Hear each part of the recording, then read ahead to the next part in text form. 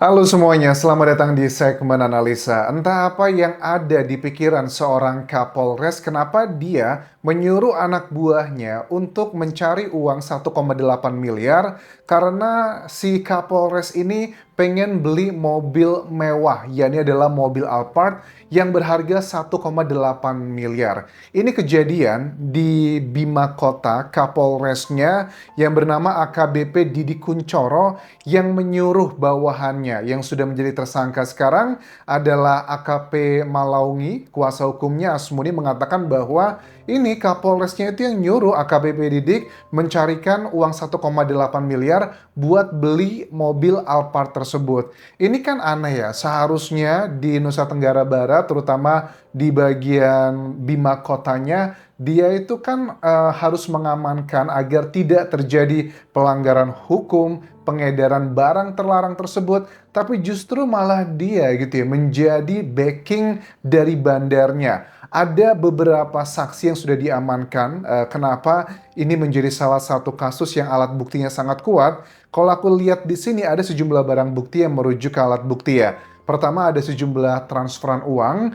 Pertama adalah 200 juta rupiah, yang kedua adalah 800 juta rupiah dari Koko Erwin. Nama ini dugaannya adalah sebagai BD di sana. Ditambah lagi ada keterangan dari Kasat Reskrim yang mengaku bahwa yang menyuruhnya adalah Kapolres begitu. Karena untuk menetapkan seseorang sebagai tersangka, apalagi tersangkanya adalah seorang Kapolres gitu ya, oknum kepolisian, nggak akan segampang itu kalau belum ada dua alat bukti yang kuat, dan aku lihat di sini alat buktinya sudah sangat kuat sekali. Nah, tapi kalau alibi dari kuasa hukumnya, tersangka AKP Malaungi bilang bahwa ini adalah bentuk tekanan dari atasan begitu loh. Jadi ini adalah kayak relasi kuasa, ini adalah strategi dari Asmuni kuasa hukumnya untuk membebaskan dalam tanda kutip AKP Malaungi agar tidak mendapatkan hukuman yang berat, PTDH, pemberhentian dengan tidak hormat, atau jangan-jangan bisa hukuman mati atau seumur hidup, atau bahkan dendanya bisa sampai 2 miliar rupiah,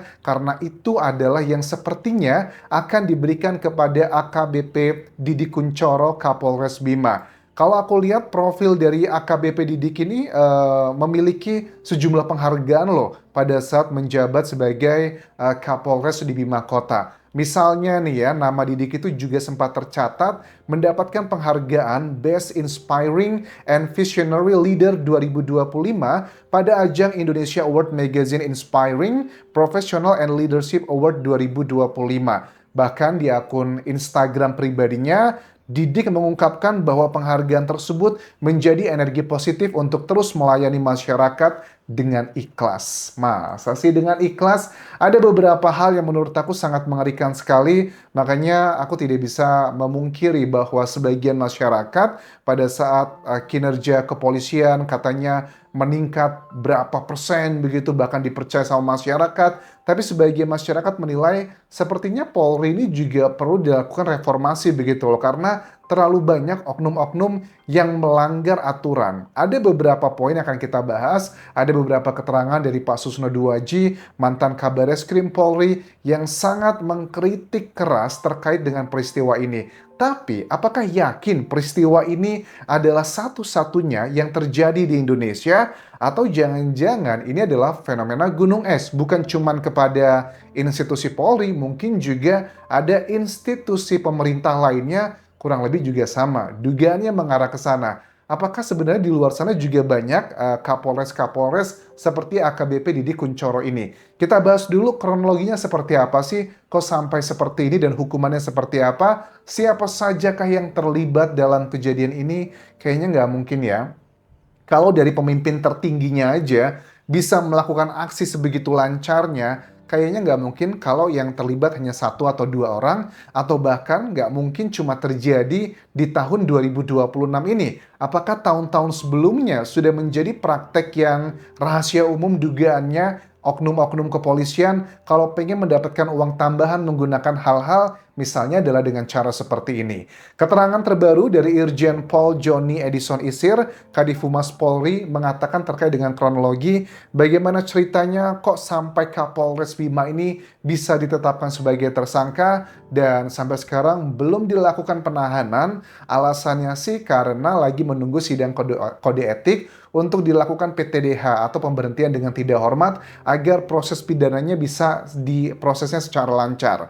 Nah, awalnya adalah tertangkap dari 2 asisten rumah tangga dari tersangka Bribka IR dan juga istrinya inisial AN. Nah, barang buktinya itu ada 30,4 gram barang terlarang tersebut yang ditangkap diamankan di rumah tersangka. Kemudian AKP ML itu diperiksa di Rumah Sakit Umum Bima dan ternyata terbukti ada kandungan amfetamin dan juga metamfetamin yang ada di tubuh dari ya Kapolres tersebut, teman-teman. Karena uh, beberapa poin yang aku lihat di sini untuk AKP ML juga kayaknya ini bukan pemain baru ya. Sepertinya sudah melakukan hal-hal sejenis ini sudah cukup lama sepertinya. Nah, jadi juga di rumah jabatan AKPML mereka tuh saling menyalahkan. Bawahannya menyalahkan atasannya dan atasannya menyalahkan siapa lagi nih, nggak tahu nih. Di rumah jabatannya AKPML ini itu ditemukan ada barang terlarang tersebut seberat 488,496 gram. Bahkan ada pemeriksaan di hari Rabu 11 Februari 2026 digeledah di rumahnya Kapolres AKBP Didik di Tangerang, Banten. Itu ditemukan ada dalam 7 bungkusan barang terlarang plus juga ada 16 apa ini? Ada 16 3 gram puluhan butir pil dan sebagainya. Dan hukumannya, ancamannya nggak main-main loh, seumur hidup, atau 20 tahun penjara, atau denda bisa 2 miliar rupiah. Tapi kan membuat kita semakin berpikir skeptis ya terhadap kinerja kepolisian gitu. Walaupun kita juga harus mengapresiasi. Ini juga di sisi lain yang positif, sudut pandangnya terhadap Polri. Lihat nih buktinya gitu ya. Walaupun pelakunya adalah anggota kepolisian sendiri, jabatannya Kapolres, lihat ini kami tindak loh. Apakah ini menjadi salah satu sinyal baik bagi masyarakat atau jangan-jangan masyarakat juga menilainya kayaknya nih juga diperiksa lebih detail karena sudah viral atau bahkan ada permainan, misalnya adalah kayak persaingan dari oknum-oknum kepolisian begitu. Karena ada keterangan dari Koko Erwin di sini pun mengatakan uang yang diberikan kepada Kapolres yang sudah ditransfer itu ada 1 miliar kurang lebih, yang cashnya beda lagi. Dia kan cuma bilang bahwa boleh waktu dihubungin sama AKP Malaungi waktu dia diminta uang 1,8 miliar yang katanya mau buat beli mobil atasannya tersebut yang harga 1,8 Alphard tersebut.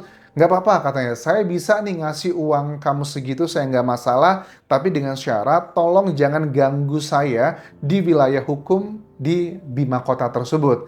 Sangat konyol banget loh, karena berhubungan dengan barang haram tersebut, teman-teman, yang mengalami kerusakan tuh banyak. Kalau seseorang sudah mengkonsumsi narkocoy, yang rusak itu bukan cuma dirinya. Kalau dia seorang kepala rumah tangga atau seorang anak, itu akan merembet ke keluarganya, ke orang tuanya, istrinya, anaknya, dan sebagainya, lingkungannya. Jadi kerusakan yang ditimbulkan dari konsumsi barang terlarang tersebut itu luar biasa sangat masif sekali. Kalian bisa bayangkan, 1,8 miliar si Koko Erwin yang terduga adalah sebagai BD-nya di sini, itu diberikan kepada Kapolres, belum bawa-bawahannya, let's say mungkin bisa 2 miliaran, itu kan untung ya, untung dari penjualan barang haram tersebut. Kalian bisa bayangkan berapa omsetnya. Biasanya untung itu kan ya antara 10 sampai 50%. Kalau anggap aja 3 miliar itu adalah keuntungan yang salah satunya diberikan kepada timnya Kapolres tersebut, berarti dia memberikan itu keuntungannya paling cuma 10%. Keuntungannya bisa 40% lebih lagi. Dan total transaksinya berapa puluh miliar gitu teman-teman. Susno Duaji, mantan Kabareskrim Polri juga mengatakan sangat miris dan juga memalukan di saat tim reformasi dari Polri sedang giat bekerja, tapi kok ada pimpinan Polri di daerah seperti itu. Hidup hedon dan bermewah-mewahan, tapi dengan cara yang salah. Pak Susno bilang begini, kalau sudah menjadi anggota polisi, kayaknya nggak mungkin seseorang tersebut akan bisa hidup hedon. Tapi kan faktanya di luar sana, ada tuh cerita-cerita dari sejumlah orang yang menduga sejumlah oknum kepolisian bukan cuma jabatannya sebagai seorang kapolres atau yang level-level bawah, keluarganya pun juga hidupnya hedon. Pak Susno bilang begini, penghasilan resmi dari seorang anggota kepolisian itu tidak akan mungkin bisa membeli barang-barang mewah tersebut. Mobil Alphard 1,8 miliar, mau nabung berapa tahun kalau hanya rely kepada penghasilan sebagai seorang anggota kepolisian walaupun levelnya sudah jenderal. Itu ada yang aku tangkap penjelasan dari Pak Susno Duaji. Pola hidup mewah memang nggak cocok katanya ada di Polri begitu. Terus bagaimana dong dengan anggota polisi lainnya yang hidupnya terlihat mewah, dugaannya mengarah ke sana? Ya mungkin saja itu adalah hasil warisan dari orang tuanya atau punya bisnis yang lain. Tapi kalau bisnis pun, Pak Susno menegaskan biasanya kalau seorang anggota polisi aktif itu nggak boleh gitu kan ya. Ada bisnis yang begitu sangat mencolok atau bertentangan dengan beberapa poin. Intinya adalah sangat sulit lah buat anggota polisi itu punya bisnis. Tapi bagaimana dengan istrinya? Apakah bisa atau enggak? Ya complicated lah. Cuman sepertinya kejadian seperti ini bukan hal yang baru ya bagi masyarakat Indonesia. Ada oknum kepolisian yang terlibat dengan seperti ini. Terus aku yakin sih kayaknya ini nggak cuma di kepolisian aja. Apakah di dugaannya di TNI mungkin atau di lembaga-lembaga lainnya ada oknum-oknum yang juga sama. Sebenarnya kalau PNS itu kan biasanya hidupnya kan nggak mungkin dong kalau rely kepada penghasilan bisa hidup mewah. Tetapi mungkin ada kayak sistem-sistem seperti ini, misalnya dugaannya ada sebuah lembaga dari pemerintah membiarkan anggotanya tidak masuk ke kantor, tapi kamu tiap bulan harus kirim setoran ke saya. Terserah kamu dengan cara seperti apa. Kayaknya, mohon maaf nih, dugaannya praktek-praktek seperti ini tuh banyak terjadi bukan cuman di institusi kepolisian, tapi sepertinya juga terjadi di institusi-institusi lain. Makanya kalau kalian lihat ada oknum-oknum dugaannya aparat yang tidak pernah berdinas lagi, tapi masih mendapatkan gaji dari pemerintah dan juga masih statusnya sebagai anggota di institusi tersebut, mungkin aja dia punya tugas-tugas dari atasannya, tiap bulan nih kamu harus menyetorkan uang sekian ke saya, kamu aman, gak usah ngantor, gak usah A, B, C, dan D, tapi dengan syarat seperti itu. Sepertinya praktek-praktek seperti ini itu banyak terjadi di Indonesia. Kita lihat nanti nih, ini kayak fenomena gunung es sih menurut aku. Yang ketahuan itu adalah yang viral-viral doang, tetapi sepertinya di balik sana ada banyak yang melakukan praktek yang dilakukan oleh Kapolres Bima beserta jajarannya ini. Terima kasih sudah menonton, sampai ketemu lagi di video berikutnya. Tinggalkan like dan juga komen, subscribe channel YouTube ini, follow Instagram, Facebook pageku dan juga akun TikTok Dian Jasa Asmara. Sampai jumpa.